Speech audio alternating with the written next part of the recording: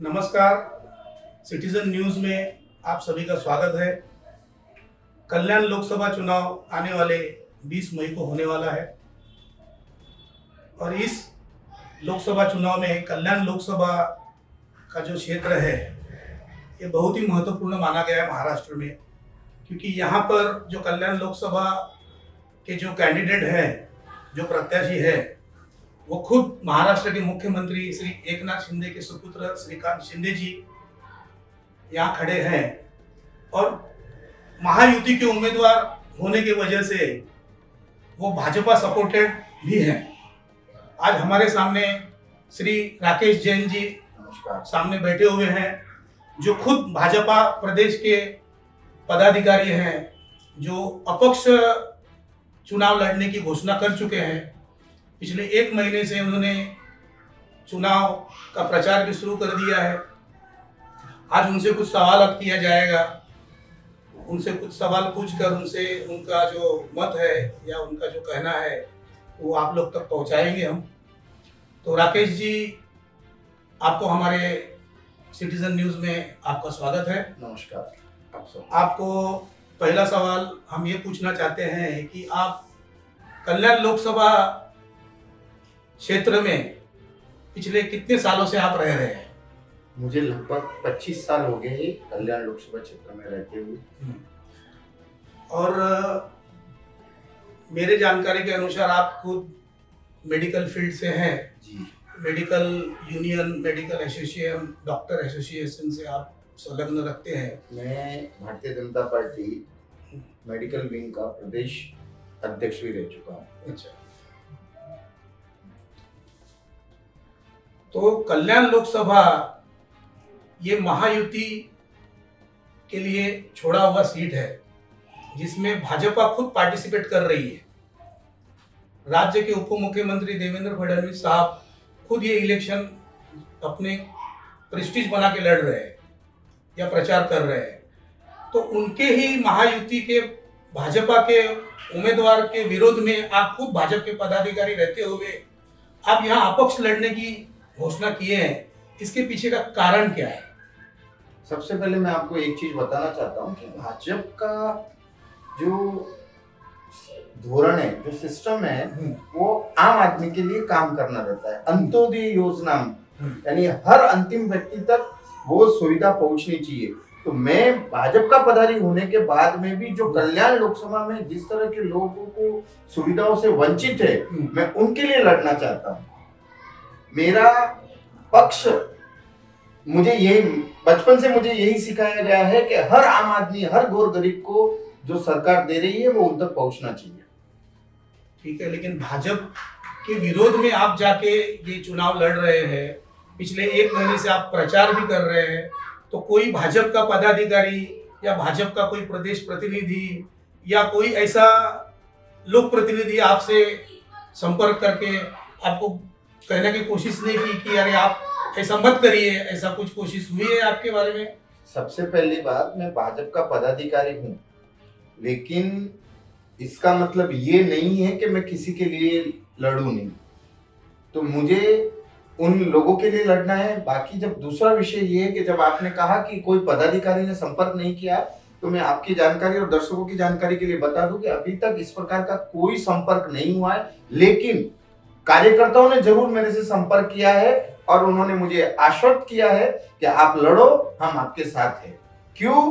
क्योंकि वर्षों से कल्याण लोकसभा ये भाजपा की परंपरागत सीट थी। यहाँ से भाजपा के किसी भी कार्यकर्ताओं को मौका नहीं दिया जाता था। तो उन हर कार्यकर्ता की भावना ये है कि यहाँ से हमारा कोई रिप्रेजेंटेटिव होना चाहिए जो भारतीय जनता पार्टी के कार्यकर्ताओं के हितों की रक्षा करे।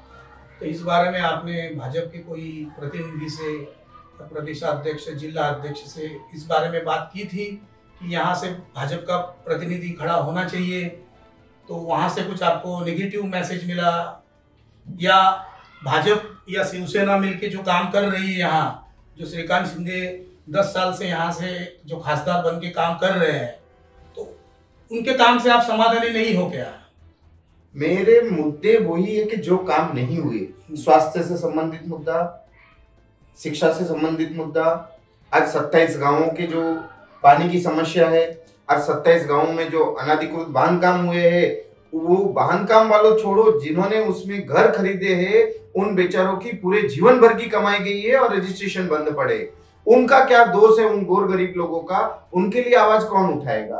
तो मैं उन सब की आवाज बन के लड़ने के लिए खड़ा हुआ हूं, और मुझे पूरे जनता का समर्थन है, समाज का समर्थन है, और उस आम इंसान का समर्थन है जो इससे पीड़ित है। आपका कहना जो है 27 गांव बोलिए या तो कल्याण डोंबिवली, तो अनाधिकृत बांधकाम के लिए, अनाधिकृत घरों के लिए ये हब बना हुआ है।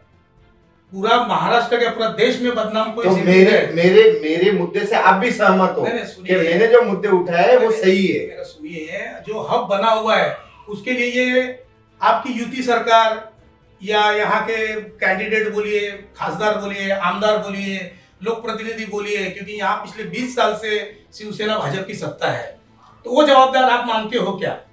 मैं किसी पे दोषारोपण नहीं करना चाहता, मुझे बदलाव लाना है, मैं बदलाव लाने के लिए लड़ूंगा। मुझे उन हर गरीब इंसान को जिन्होंने जीवन भर की कमाई डाल के वो घर खरीदे हैं, जिनको बिल्डरों ने फंसाया है, उनको उनका रजिस्ट्रेशन होना चाहिए, उनको उनका हक मिलना चाहिए, उसके लिए लड़ूंगा मैं। भाजपा प्रदेश कार्यालय से आपके ऊपर कोई कार्रवाई होगी तो आप क्या करेंगे? मैं उसके लिए तैयार हूं। मुझे मेरे पद या किसी प्रतिष्ठा की लालसा नहीं है। मुझे अगर पद पे नहीं रखा जाएगा तो मुझे उसका कोई गम नहीं है। मुझे केवल मेरे लोगों के लिए लड़ना है। आप कब फॉर्म भरने वाले हो लोकसभा? मैं 29 तारीख को लोकसभा का फॉर्म भरने वाला हूँ। आपको ऐसा क्यों लगता है कि यहाँ बदलाव आना चाहिए, और आपको कितना यहाँ मत मिलेगा, या आपको जितना जनाधार है, आपका कितना सोच है कि अभी श्रीकांत शिंदे जी बोल रहे हैं कि मैं 5 लाख का लीड लेके जीतने वाला हूँ, तो आपका क्या कहना है इसके बारे में? देखो, आदमी सब स्वतंत्र है बोलने के लिए, लेकिन मैं आपको यहाँ की धरातल की जो स्थिति है वो बताता हूँ कि यहाँ पर 3.25 लाख लगभग गुजराती और राजस्थानी मतदाता है, और लगभग 7 लाख हिंदी मतदाता है। हमारे मतदार संघ की संख्या है, लोक संख्या है 22 लाख। 22 लाख में से 50% पर प्रांतीय वोटर्स है। तो मेरी कैलकुलेशन, मुझे हर जगह, मैं कभी जहां घूम रहा हूँ वहां से समाज, बहुत सारे समाज ऐसे हैं कि भाई हम खुल के आपके साथ नहीं आ सकते, लेकिन हम आपको पूरा समर्थन देंगे, और हम आप ही एक आदमी इंसान हो जो हमारे लिए बात कर रहे हो, तो हम आपको पूरा समर्थन देंगे। तो मेरी गणित मेरे समाज की साथ में दूसरे सब समाज को साथ में लेकर चलना है। इसके पहले भी आप नगर सेवक के इलेक्शन के समय में ऐसे ही कुछ प्रयास आपने किया था, उस टाइम आपके ऊपर जानलेवा हमला भी हुआ था।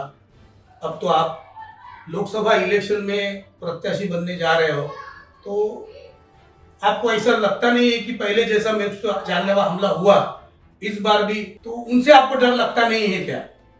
श्रीराम जी, मैं आपको एक जानकारी आपकी दुरुस्त करना चाहता हूँ। 2014 में मैंने माननीय एकनाथ जी शिंदे साहब के साथ बहुत काम किया, और यही खासदार को चुनने के लिए मैंने जी जान की, और उन्हीं की वजह से मेरे ऊपर, उनके साथ काम करने की वजह से मेरे ऊपर 2014 में जानलेवा हमला हुआ था। न केवल मेरे ऊपर बल्कि मेरे पिताजी जो आज इस दुनिया में नहीं है, उन 65 साल की उम्र में उनके ऊपर भी जानलेवा हमला हुआ था। लेकिन आज आप जब मुझे ये पूछ रहे हैं ना आप क्यों चुनाव लड़ रहे हो, मुझे आज दिन तक, मैं उनके साथ दिन और रात एक किया, फिर भी मुझे न्याय नहीं मिला।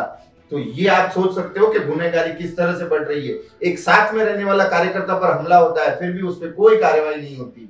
तो आप भी सोच सकते हो क्या होने वाला। रही बात डरने की, मुझे बहुत सारे मेरे मित्रों ने भी मुझे सचेत किया है कि आप लड़ रहे हो तो कुछ भी हो सकता है, जिसको राके साई मार सके न कोई। तो मैं तो वो सोच वाला हूँ कि ऊपर वाला मेहरबान है, मैं गरीबों के लिए लड़ रहा हूँ तो वो मेरी रक्षा करेगा। अगर लोकसभा चुनाव में, कल्याण लोकसभा चुनाव में आपका श्रीकांत शिंदे ये उम्मीदवार के विरोध में आपका मत है क्या? ये उम्मीदवार हमको नहीं चाहिए? मेरा मत ऐसा है, कोई भी चुन के आओ, लेकिन काम करो। उम्मीदवार मेरा जो दिया गया उम्मीदवार है, जो 10 सालों से है, उनका तीसरा टर्म है, ये उम्मीदवार हमें नहीं चाहिए, ऐसा आपका कहना है क्या? नहीं, मेरा बिल्कुल ऐसा कहना नहीं है कि ये उम्मीदवार नहीं चाहिए। मुझे ये चाहिए कि आप 10 साल रह के आपने क्या किया। खाली भूमि पूजन करके कुछ नहीं होने वाला। आज यहाँ के जो भूमिपुत्र है, आगरी कोली बांधव है, उनकी क्या परिस्थिति है आप वो बताओ। अब 27 गांव में पानी की क्या समस्या है उस पर बात करो। आप बोल रहे हो मेट्रो लाई, मेट्रो का आप ही मुझे बताइए, मेट्रो का डुम्बीवलीकरण के लिए क्या फायदा? वो तो चुनावी मुद्दा है, वो तो सब ठीक है। आप उत्तर भारतीय हो, आपके उत्तर भारतीय भूमि का भवन का भूमि पूजन हुआ, उसके पत्र डॉक्यूमेंट्स कहाँ है? अभी आप चुनाव लड़ने जा रहे हो, अभी ये सब आपको एक्सपोज करना है। हम तो आपके साथ में है, मीडिया आपके साथ में रहेगी। जब जब मीडिया को आप बुलाओगे तो मीडिया तो आपके सामने आने वाली है, वो बात नहीं है। हमारा कहना एक ही है कि आपका कैंडिडेट के खिलाफ आपका आवाज उठाया गया। मेरा किसी व्यक्ति विशेष का विरोध नहीं है, मेरा विरोध यही है कि हर आम आदमी को न्याय मिलना चाहिए। आप केंद्र में सत्ता आपकी, राज्य में सत्ता आपकी, तो अभी तक कल्याण डुम्बिवली में सिविल हॉस्पिटल क्यों नहीं बना? आज एम्स और आईआईटी जैसे इंस्टीट्यूट जब स्मार्ट सिटी की बात करते हो तो क्यों नहीं आए? आज पानी की समस्या में इतनी विकराल रूप ले चुकी है तो पानी क्यों नहीं पहुंचता है हर घर तक? जब अमृत जल योजना के अंदर केंद्र सरकार आपको पैसा देती है तो आपको केवल यहां से प्रस्ताव बना के भेजने में 6-6 महीने लगते हैं। इसके लिए कौन जवाबदार है? ठीक है, अलग सवाल पूछता हूँ। आपके दूसरे प्रतिस्पर्धी जो है उद्धव बालासाहब ठाकरे के प्रत्याशी वैशाली दरेकर जी, उनके बारे में आप क्या सोचते हैं कि वो कांटे की टक्कर दे सकते हैं आपको या श्रीकांत शिंदे जी को? उसके बारे में आपकी क्या प्रतिक्रिया है? सर, जो टक्कर देना नहीं देना ये तो आपको 4 तारीख की मतगणना ही बताएगी। उससे पहले मैं किसी तरह की भविष्यवाणी नहीं कर सकता। लेकिन हाँ, सब अपने अपने तरीके से अपना अपना प्रचार कर रहे हैं और सबके अपने अपने फॉलोअर्स है, मानने वाले हैं, विचारधारा उनकी सबको अपनी अपनी अलग है। तो वो तो आपको 4 जून को ही आपको समझ जाएगा। बाजार में हवा ऐसी गर्म चल रही है कि राकेश जैन, इनको कोई भाजपा का बड़ा पदाधिकारी आके मिलो तो शायद ये अपना चुनाव रद्द कर दे, नाम पीछे ले ले। क्या इस बात में सच्चाई है? आपको मैं एक चीज बताना चाहता हूँ, न तो मुझे पद और प्रतिष्ठा की लालसा है, मुझे लोगों के लिए लड़ना है। और मुझे पदाधिकारी मिले नहीं मिले, मेरे व्यक्तिगत जीवन में मुझे रोज बड़े बड़े पदाधिकारी मिलते हैं। मैं कार्यकर्ताओं के लिए लड़ रहा हूँ, मैं नेताओं के लिए नहीं लड़ रहा हूँ। तो मुझे कोई नेता मिले या नहीं मिले उससे मुझे कोई फर्क नहीं पड़ने वाला है। मतलब आप लोकसभा, कल्याण लोकसभा से चुनाव लड़ने के लिए? मैं तटस्थ हूँ, मैं लड़ूंगा ही। मुझे आप कोई पीछे नहीं लेंगे अपना मेरी नाम, भले कोई आए कोई मिले कोई करे, जो कुछ भी हो जाए, लेकिन आप ये चुनाव लड़ेंगे। जी जी जी बिल्कुल। तो आपको हमारे चैनल की तरफ से बहुत बहुत बधाई। आपको भावी चुनाव के लिए हम आपको बहुत बहुत अभिनंदन करते हैं। धन्यवाद सर।